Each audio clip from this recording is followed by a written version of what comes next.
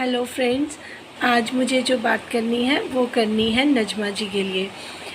नजमा जी, unfortunately मुझे ये बात बोलनी पड़ रही है कि आप ये चीज़ें जो लेके आ रही हैं बार बार, आप इतनी शैतानियाँ मतलब कर लेती हैं, ये आप कब ख़त्म करेंगी?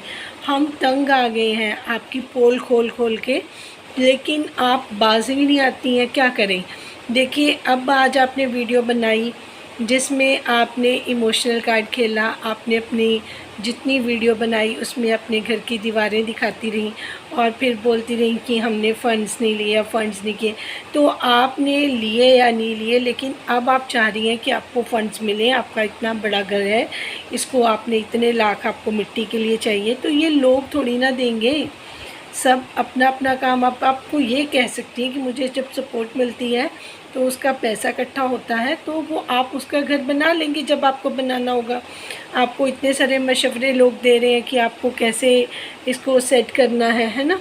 तो आपकी ये टूटी दीवारें देखकर लोगों को आप इमोशनल कार्ड खेल के दिखाना चाहती हैं। ऊपर से आप ये कह रही हैं कि ये जो घर था वो अम्मी ने खुद बनाया था। आप सितारा की अम्मी को बहुत रिस्पेक्ट से बात करी है, अम्मी अम्मी बोल रही हैं। तो अम्मी ने खुद बनाया था। अरबी की शादी यहाँ पे की, फिर जब उसने सितारा सलमा पे बातें की तो अम्मी ने अपना घर खाली करवाया। तो ये चीज़ें आप अपने मुंह से बता रही हैं कि वो घर अम्मी ने बनाया था, इसको रहने के लिए खुद अम्मी ने बोला था, है ना? ये सारी चीज़ें आप खुद बोल रही हैं। फिर किस वजह से उसको निकाला गया? आज आप बोल रही हैं कि मेरा जो भाई है वो अपना जो घर इस वजह से दिखाता फिर रहा है ताकि वो इमोशनल कार्ड खेले। तो आप क्या कर रही हैं? आप एक ही थाली के चट्टे बट्टे हैं, आप भी वही चीज़ कर रही हैं। फिर आप अम्मी की एक तरफ तारीफ़ कर देती हैं कि अम्मी का घर था, अम्मी ने इसको रहने के लिए दिया, अम्मी ये अम्मी वो, ठीक है जी। फिर आप ये बोल रही हैं कि मैं अपनी माँ को, आप तीनों बच्चे अपनी अम्मी को ही मिस कर रहे हो। पहले आयशा ने मिस किया, फिर आपके भाई ने मिस किया, बोला जी उसने गाना भी एक गाया मामू वाला। फिर आज आप बोल रही हैं कि मुझे भी चाहिए अम्मी, अगर मेरी अम्मी होती तो मेरे पास ऐसी कोई जगह नहीं। तुम इसका मतलब आप सितारा की अम्मी को अम्मी नहीं समझ रही हैं और उनको बदनाम कर रही हैं। एक तरफ वो आपकी अम्मी भी हैं और आपकी सास भी हैं, आपके पास साथ डबल रिश्ता है और आपकी वो कहे अनुसार आपके चलती भी हैं, आप जैसे बोलती हैं वो करती भी हैं। फिर आप उनको ही बदनाम कर देती हैं, उनकी फेवर करती हैं, दोनों तरफ की बात करती हैं। आप बोल रही हैं मेरे पास 2-3 दिन के लिए ऐसी कोई जगह नहीं। आप चाहती हैं कि वो आपको जो सितारा ने इनविटेशन नहीं दिया वो दें और फिर आप 2-3 दिन वहाँ पे लगा के आएँ और अपने रोने रो के उनको बताएं। फिर शायद सितारा का मन पिघले, क्योंकि वो ऐसी ही है, तो फिर शायद मे भी वो 5-7 लाख रुपया मुझे दे दे ताकि मैं घर की मिट्टी लगवा लूँ। तो आप चारों कोनों से ना अपनी तरफ से कोई जगह नहीं छोड़ती हैं, ना किसी की बात कर रही होती है तो एक तरफ की नहीं करती हैं, एक तरफ से उनकी बदनामी और एक तरफ से उनकी तारीफ़। अभी अम्मी ने अरबी को घर रहने के लिए दिया, अब शादी के बाद उसको कहा कि वहाँ रहे, फिर खाली करवाया उसकी गलतियों की वजह से, उसकी तोहमतों की वजह से। तो अम्मी तो ठीक थी, अम्मी ने तो अपनी जगह पे अपने फ़र्ज़ निभाए। फिर आपको कौन सी अम्मी की बात बुरी लग रही थी जो आप कह रहे थे कि मेरे पास ऐसी कोई अम्मी नहीं है कि जिसके पास मेरे पास ऐसी कोई जगह नहीं है, मैं 2-3 दिन के लिए जाके उनको अपने दिल की बात सुनूँ, उनके दुख सुनूँ, अपने सुनाऊँ। तो आप ये किसको सुना रही हैं? आप यूट्यूब फैमिली को तो बता रही हैं, आप अपनी अम्मी को और जो आपकी सास भी हैं उनको सुना रही हैं। तो आप कोई कोना छोड़ती तो नहीं है, ये बात मानने वाली है कि आप डिप्लोमेटिक हैं, अपने दोनों तरफ की बात करनी है, अपने पल्ला भी झाड़ना है और अपने तीर भी निशाने पे लगाना है। ये हर बार ऐसा होता है। आप ऐसी क्यों हैं, मेरे तो समझ के बाहर है। ये तो ओवर स्मार्ट लोग होते हैं, वो ये काम करते हैं जो आप हमें बार बार करके दिखाती हैं और आपको लगता है कि जो आपको सपोर्ट करने वाले हैं वो आपको बहुत तर्स करते हैं कि आप रोएं ना। आप ये आपने देखा मेरे भाई ने इमोशनल कार्ड खेला, वो रोया, उसने गाना गुना सुनाया, उसको बड़े इमोशनल बड़े अच्छे उसको मैसेजेस आए।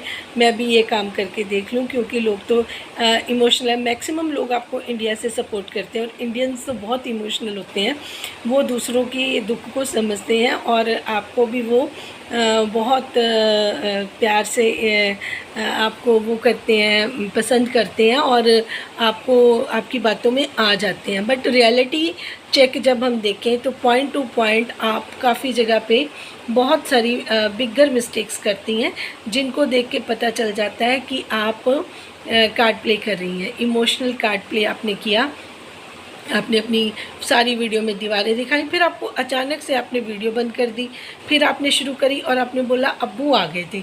तो इसका मतलब भी मैं नहीं समझ पाई, आपके अब्बू ही आए थे ना, वो तो खुद व्लॉगर हैं, वो व्लॉगिंग करते हैं, उनको पता है कि ये अपनी बात कर रही हैं, वीडियो बना रही हैं, तो आपको अचानक से बंद करने की क्या ज़रूरत पड़ी? आप क्यों छिपा रही थी कि आप अम्मी के बारे में बात कर रही हैं?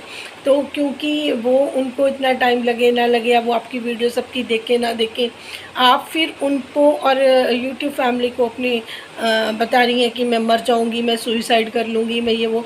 तो आपको मैंने पहले भी ये चीज़ें बताई थी कि ये सुसाइड वाली बातें, ये जो आप पब्लिकली कर रही हैं, ये किसी और को भी मोटिवेट कर सकते हैं, किसी और को भी उनके हालात में, ऐसे जैसे सितारा इतने बुरे हालात में भी खुद लड़ी है तो लोगों को मोटिवेशन मिली है, तो आपके जैसे किसी और में सच में ऐसे हालात हुए तो वो ये कदम उठा सकता है।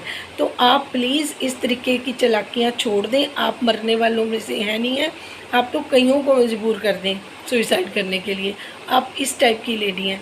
तो अनफॉर्चुनेटली मुझे आज बहुत हार्श वर्ड्स आपके लिए यूज़ करने पड़े।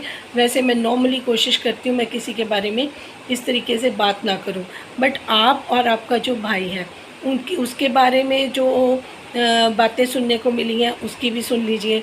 और वो इतने हैं कि उन्होंने अपनी वीडियो बनाई, इधर उधर की बातें करी, दूसरों पे तो मत लगाई, लेकिन अपनी क्लैरिफिकेशन नहीं दी, अपनी बात की क्लैरिफिकेशन नहीं दी। उल्टा वो डीडी भाई को बोल रहे थे कि देखो वो आपकी बहन के बारे में क्या बात कर रहा है, हम बाद में सुलझ लेंगे, पहले उसको हैंडल करो।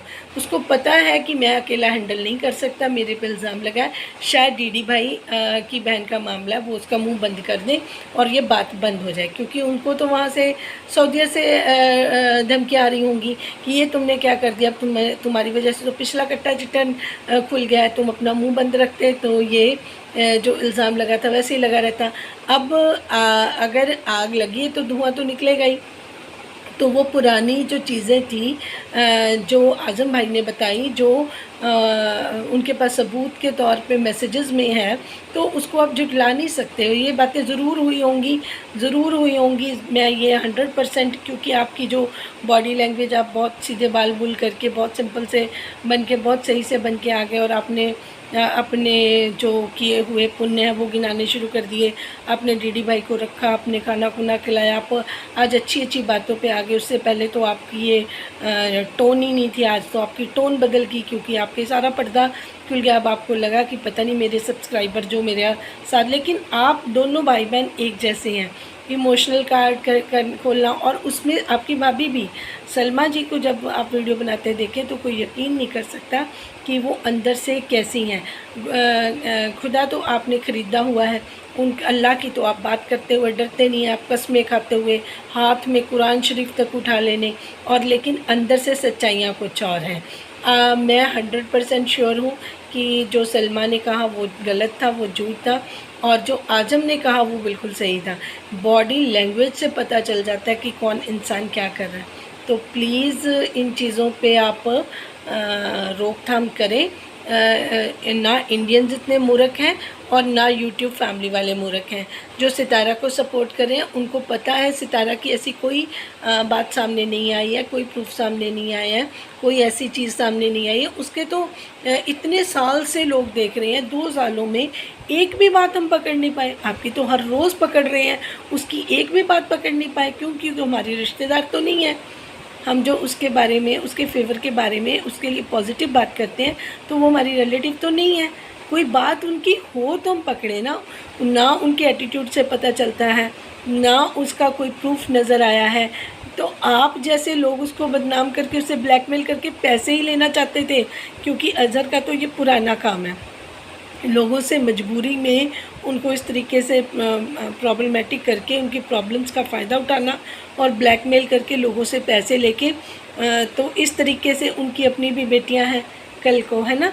तो ये ना सोचें कि अल्लाह की लाठी में आवाज़ नहीं होती, वो तो जब आता है तो पिछला अगला सारा हिसाब किताब क्लियर कर लेता है।